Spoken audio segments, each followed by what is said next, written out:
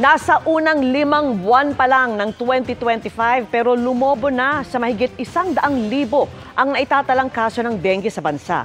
Pinangangabahan pa yang tumaas, lalo't pumasok na tayo sa tag-ulan.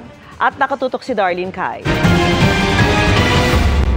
Natakot po, baka yun na po yung yung huling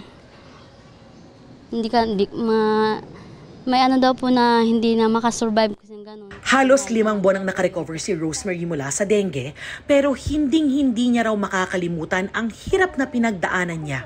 Isinugod siya sa ospital matapos lagnatin ng 3 araw. At nang makumpirmang may dengue, doon nalaman na bumagsak sa critical level ang kanyang platelet count. Masakit po yung ulo, tapos na di po makakain, nasusuka po ganun.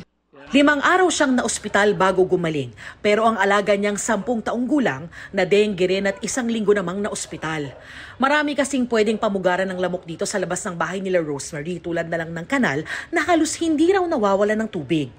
Ganyan din ang hindi nawawalang problema ng Barangay Ross District sa Quezon City, kaya dumarami ang dengue cases. At bilang paghahanda sa tag-ulan, sinimulan ng linisin ang mga estero. We have continuously following the city's protocol, yung special cleanup drive from the city, both land and river. So that is weekly. Yon. And then we also have our health education regarding dengue. And tuloy-tuloy din yung anti-larvae spraying natin. Sa pinakauling datos ng DOH mula January hanggang May 17 ngayong taon, nakapagtala ang Metro Manila ng mahigit 19,000 dengue cases. 224% ang increase niyan mula sa parehong panahon noong 2024. Sa buong bansa naman, mahigit 110,000 ang dengue cases hanggang nitong May 10. 437 ang namatay. Karamihan sa mga tinatamaan ng dengue ay mga batang edad 5 hanggang 9. Mas mababa po ang immunity ng mga bata compared po sa adult. Kaya po mas tinatamaan po sila ng dengue.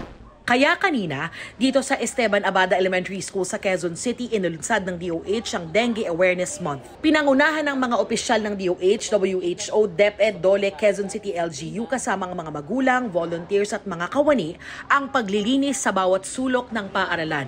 Tinaob at tinuyo ang mga posibleng pamugaran ng mga lamok gaya ng mga gulong na ito.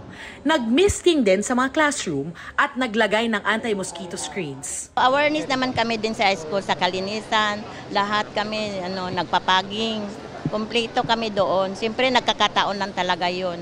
Pinaigting din ng DOH ang kampanyang Alas 4 kontra Mosquito, kung saan hinihikayat ng lahat, lalo ang mga paaralan, na magtaob, taktak, tuyo at takip ng mga gamit na posibleng maipunan ng tubig at kalaunay pamugaran ng mga lamok. Paalala ng DOH, agad kumonsulta oras sa makaramdam ng mga sumusunod na sintomas, lalo na kung tumagal na ng 1 araw. Pwede po itong mauwi sa kamatayan if hindi po natin maaagapan. Kaya po pinupush po namin na may prevention is better than cure. Covered naman daw ng PhilHealth ang dengue cases mula 19,500 pesos hanggang 47,500 pesos depende sa severity o lala ng kaso. Para sa GMA Integrated News, Darlene Kai, nakatutok 24 oras.